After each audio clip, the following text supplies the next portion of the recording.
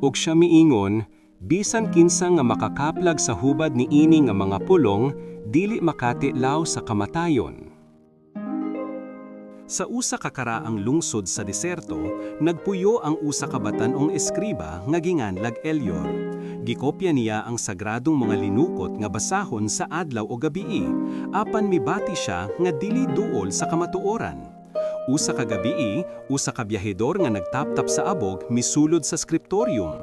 Gibutang niya sa atubangan ni Elior ang usa ka pergamino nga adunay katingad-an nga mga pulong.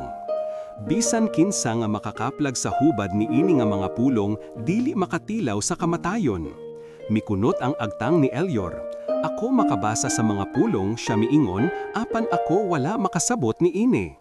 Mipahiyom ang magpapanaw, ang iyang mga mata nagsidlak sama sa mga bituon sa kabuntagon. Dayon, hunong sa pagbasa sa mga pulong, siya miingon, basaha ang imong kaugalingon. Ni anang gabiona, si Elior nagdamgo nga siya nagbarog atubangan sa usa ka salamin nga dili nagpakita sa iyang nawong, apan sa matag emosyon, kahadlok og panumduman nga iyang gidala. Sa dahang giatubang niya ang matag usa nga wala mo ikiyas, ang salamin na buak ngato sa kahayag ug ang kahayag misulod kaniya. Siya nahigmatang adunay mga luha sa iyang nawong nga naghunghong, nasabtan po, ang kamatayan nga akong gikahadlukan, dili sa lawas, kini ang pagkalimot kung sino ako.